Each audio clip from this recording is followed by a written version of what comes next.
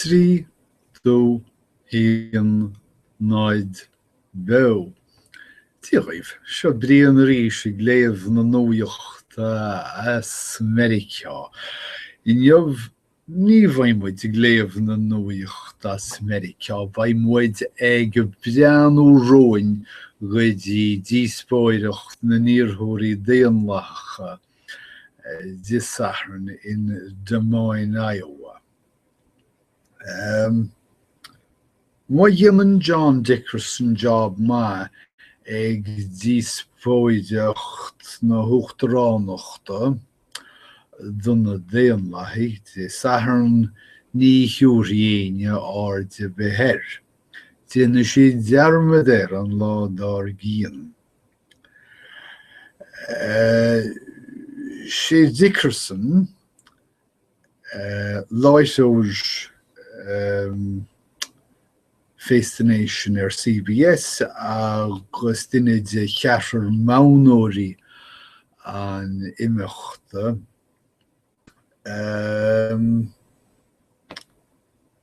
phríomh mhánóir an na Díospóireachta seo. Siad Nancy Cordes córagraí focail Verica,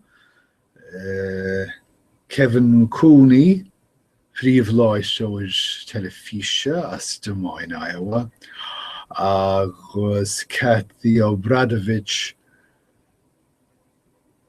iriseoir as Des Moines, Iowa, an srúrélim. Séirdas freagracht an náidíre don cheathrar seo ná an bhealacha ágail don na Díospóirithe iad féin. Zéir Dickerson go bhfuil tú go bhunúsach mar go lunne. Chathe lucht féachna an chláir an na Díospóireachta a bheithin an breanú tríocht na hiorthóirí. Dúirt sé seo ná go lofas Washington an teachtain seo chaite. Is chúis Díospóireachta ról na mánóirí ón ó Díospóireacht na bhoblachtánach an teachtain airú seo chaite.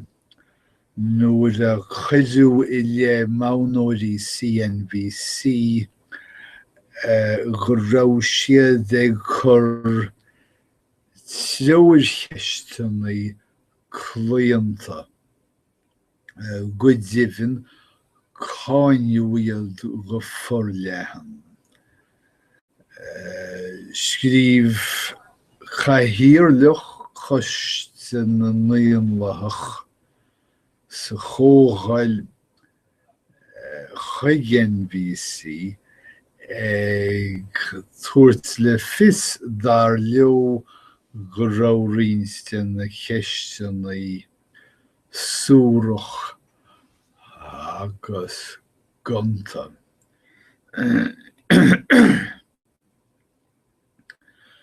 Has seo bhfuil duine de na hiorthóirí Ted Cruz as Texas gur cheart mánóirí as seo amach sa tochaí a bheith mar dhaoine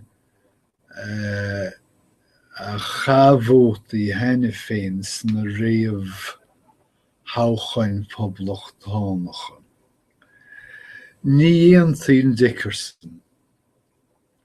Siad is spric don mhánóir dar leis ná dearcaí na níorthóirí a léirú na ceistanaí is mó is tábhachtaí don na vótóirí agus ní gá duite bheith híomh a fórsaí chun sin dhéanamh. Mar ag an seisiúna ní bhaineann a phost chomh mór sin le deimhnú fídinne agus a bhhainin sé le brudde na níorthóirí a nearchaí a thoiléirú bhealach a ligchí donna céilí ómaíochta ládra chur isteach sa díospóireacht. Tá sin níos tábhachtaí dar leis ná rá iníthe nádíre tá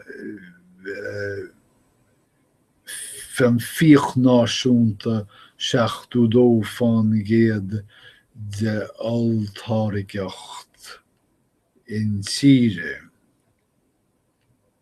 Cha Dickerson duzéin bliana ag clúdú polítíocht do Time magazine. Agus dúirte go mbeadh sé réiteú don Dhíospóireacht díreach mar a réiteoach sé do scéal bith. Tá taidí déanta ige cúlraí na níorthóirí. Chaint déanta ige le nDaonlathach policy, agus córáid déanta ige le vótóirí gnáthvótóirí.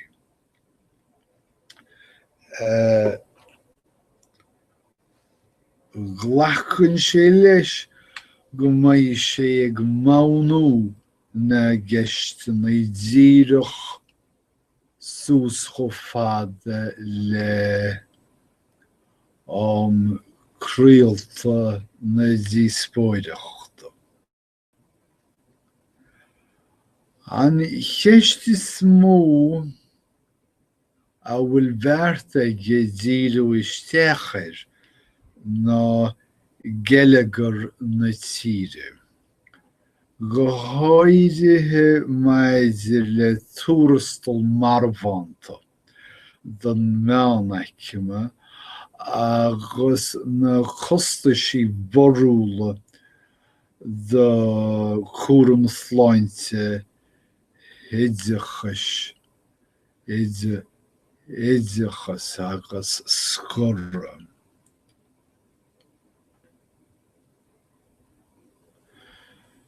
Dar leis sé ceann de na cheisteannaí conspóideacha is mó sa fórsaí nDaonlathach ná an maineann éagoframa na Tíre faoi láthair agus an bhearna a thagann as fáircimirthe atá ar sceabha sé sin ar leabhain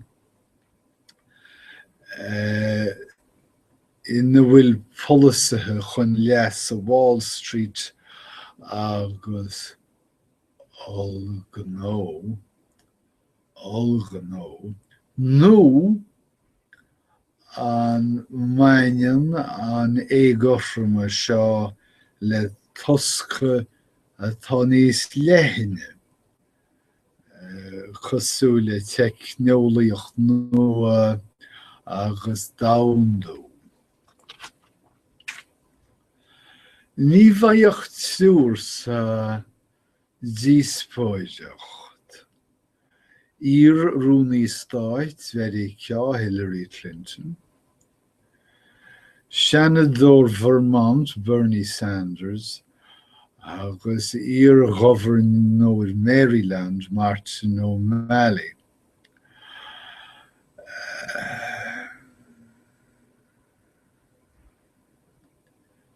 Tá an siúr sin sínithe sús don teoiric a bhaineann le páircimirthe ar sceabha ach tá aontas ina measc chuna sé cheartú. Suairtí an Dhíospóireacht seo seans dóibh a bhíniú conas. Agus tá Dickerson ag súil go bheic for chodarsnocht maidir le stíl agus substains idir na príomhamóirí Hillary Clinton agus Bernie Sanders. The Hillary Clinton bhí Iowa deacair sa bhliain 2008. Agus tá siad sa réis saothar mór a chur isteach na bhotúin sin I cheartú. Ach is stát Iowa a bhfuil gráige leis an gréadmheach dícasach mar atá Bernie Sanders. Tá gné Tom Harkin le Bernie Sanders sa Dickerson. Fiú muna bhfuil Harkin ag dúirt tachaíocht do Sanders. Maidir le Martin O'Malley, deir Dickerson go mbeidh deacrochtaí níos mó aige ag brise tríd, mar is léir nach bhfuil an pártaí Díospóireacht ag géileh ráha ailtéarnach. Is léir go bhfuil siad sochsásta leis an mirt nó b'éidir leis an tsúr seo. Fiú má bhíonn nóiméad maithaige nó má hagann sé trasna go léimthe. Chatha an teachtareacht tuairlingt halamh síalmhar sa seisean. Chatha sé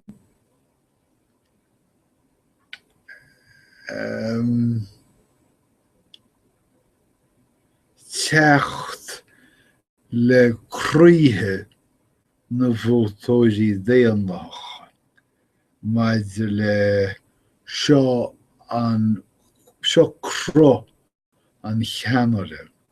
Seo duine bhfuil muidín agamán go mbeidh sé an cabhair a thuairt.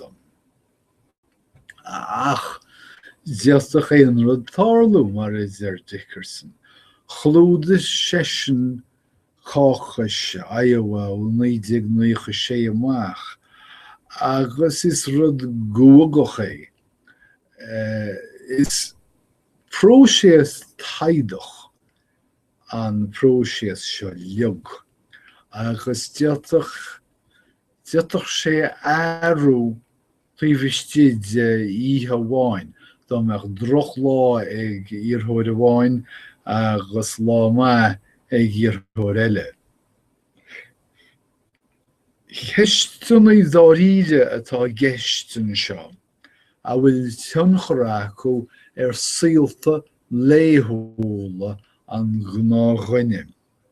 Scéal mór sé mar sin, agus muna bléitear agus muna mrenítear I rinne bheachtas, ní móí na ceistúna seo agus na hiarthóirí ag dul isteach I rásanna na huachtaránachta.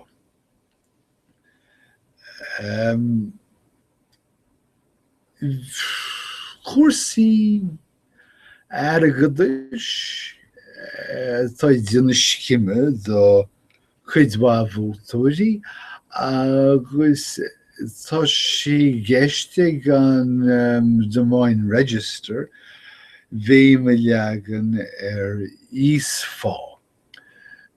Tá sé nám dar le Roinnt daoine íosfá a ardú ó $8 go leas nuair nó sin é siadam. Sús go dtí b'éidir $5 déag nuair.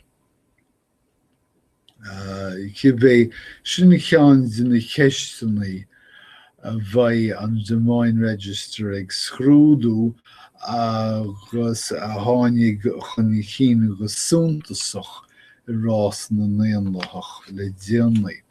Cad iad na ceistena eile?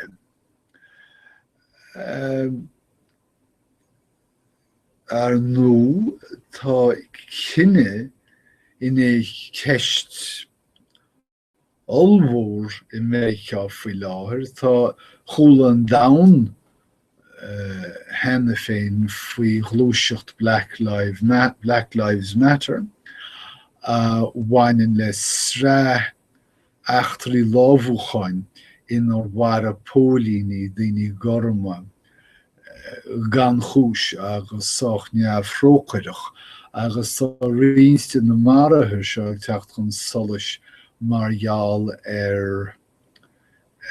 roinne a bheith taifeadú na marathe go rúmda. Ach ceann tá seo ag ceangal sús le ceistení níos mó.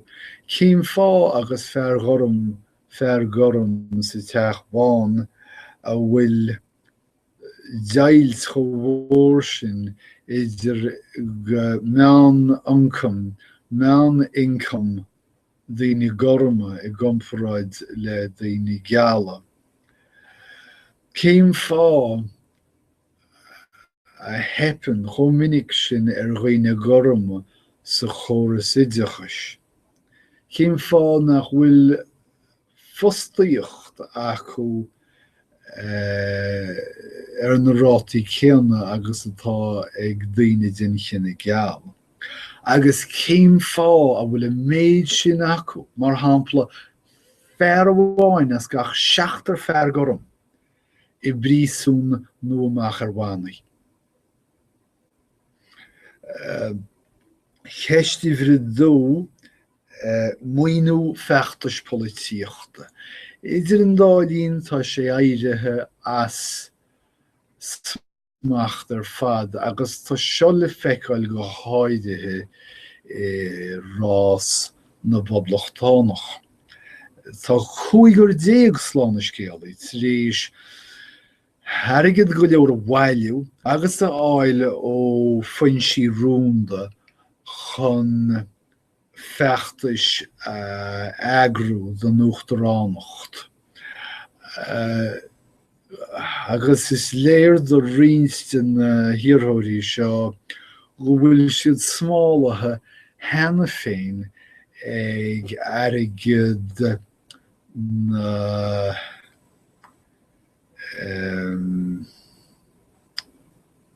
airgid an locht bhuainethe. Bhuicheart chóras eile bheith gceist nach mbeidh chur isteach ar a gcóras polítíochta mar atá sé faoi láthair. Fear insíre agus go deimhin thar lear. Mar chonachas le déanaí le cóid Edward Snowden tá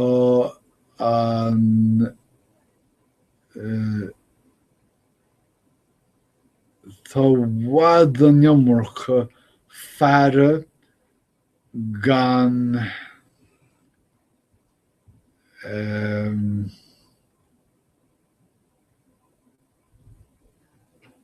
fear rúmda arsúl ag drámanaí mar an NSA ar an Idirlín, ar na sráidsannaí, ar telefón, ar hatlítsí agus chábhas cén áit eile. Dar le Roinnt daoine ar net lé ach freisin ar dheis an pháirtí poblachtánaí tá sé an an siar fear seo smachtú ar sliéigin. Leasú ar Wall Street. Dar le Roinnt daoine níl smacht go leor ag an rialtas ar Wall Street, tá niommarcha daoine sin é déanna an niommarcha airgid agus nummer tionchraach ó chósaí gnó na tíre. Bhear an airnáil seo eiceáil faoi smacht níos fearr. An éon fán géad. Le 50 bliain anuas tá muoin na Stát Aontaithe ag laidú grúpa áirithe. Sé sin tá mórchuid de bhain na Stát Aontaithe is sellibh éon fán géad den tír ná mar a bhí riamh. Agus seo hiad daoine chosúla príomhaimíní agus a lehéad. Costa síal scaile. Ceist tarthúil sé seo sílim don na Díonlathach, mar tá gach teaghlach meánach machs na Stáit Aontaithe i gcéire a bháistí a chuir alscail.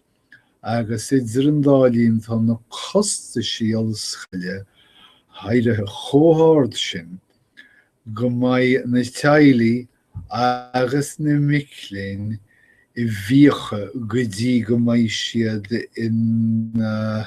in sna dahadaí.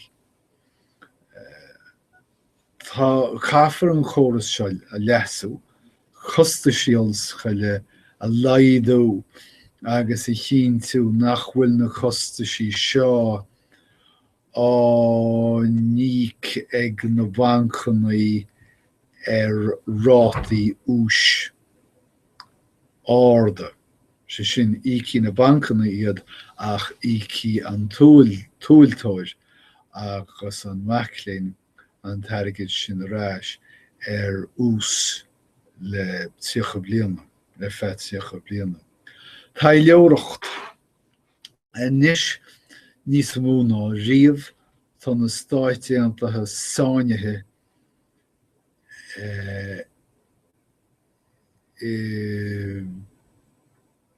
geisteannaí móra idirnáisiúnta.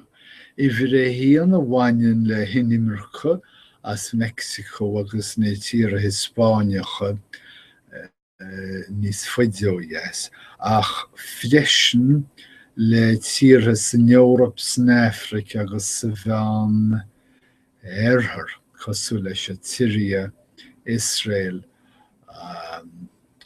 an Iarach agus níos faide ser an Afghanistan. Cathe Mericeá dul lech leis na ceisteannaí seo. Rinne George Bush cochtí ceart de chlú na Stát Aontaithe thar léir. Ach fiú agus 8 milliúna ige ní dóilm go raidí mórán le Obama an teachtareacht a aisriú. Tá Guantánamo fós a roscailt agus an cháil fós Americánaí go maróidh siad thug an cheist. Cathe Mericeá an íomhá sin a aisriú. Áireachas agus cúram sláinte agus bhfuil ceistúháine le síre teaghlaí. Síre máiseachas is tócha. Tá ceist an áireachas fása go deimhin mar gheall an Uachtarán Obama.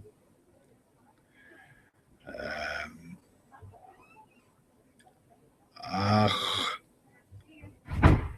tá na milliún fós fáchaí gan áireachas agus fiú siúd le áireachas tá siad ag fáil amach go bhfuil an chóras leiise Mericeá chomh príomháidethe sin gur féidir áireachas a áil ach gan dochtúir cháilethe a áil a siúirtí cóidú dit mar is ceart, mar ní ghlachaí an dochtúir sin le de áireachas.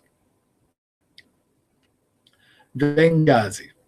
Ní ceist mhór é seo de Hillary sílim go bhfuil ní ceist ní go léir feagraithe aice faoi láthair, chuireadh os chóir coiste chógála í caiicí seo hin, agus dreagar sí ceist an níor feadh éon uireach le déag, nílas agam am léon rud eile le rá. Agus béidir maidir leis a gceist seo gur cha an fórsaí poblachtánach an nniomracha ama hena féin ag leagan béime sin. Ní dóilem go bhfuil mór an suime ag gná phobal Mheiriceá i Benghazi.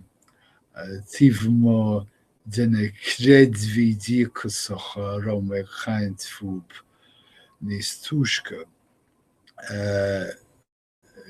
Tá sig daoine gur tragóideach é ach ní dóilem go bhfuil éine ag ghlacha le teachtareacht na boblachtánach go bhfuil Hillary Clinton feagrach as na marathe sin.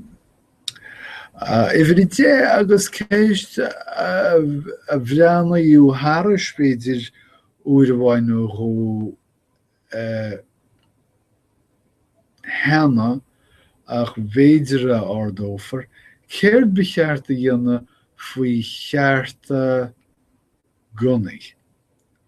Tá pársaí na boblachtánach a bheag ná bhór i bócaí an airnáil gunnaí agus an NRA. Ach tá an pársaí Díospóireacht scoilte ar a gceist seo. Agus feicimid an scoilt sin hidir Hillary Clinton agus Bernie Sanders. Der Clinton gur cheart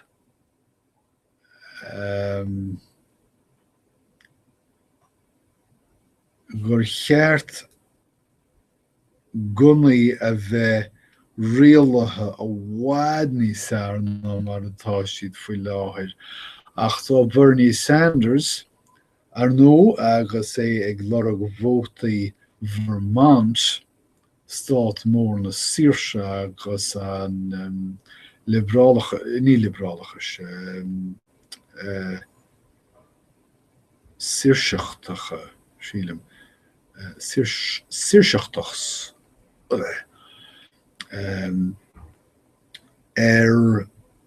inai sríanta a chur ar gunnaí. So feicimid céird a cheochasás seo sa Dhíospóireacht. Well sinna méid weimse ar feadh tamlín, chaithe mé dul amach agus rud beag siopa dóireachta a dhéanamh, agus an sin tá clifa het felle le himmert agam. Mar sin fágcha mé sibh leis na réamhtheachtareachta sin faoin Dhíospóireacht, agus go dtí go bhfeicimid i chéile rís, guím lá maithreamh go léir.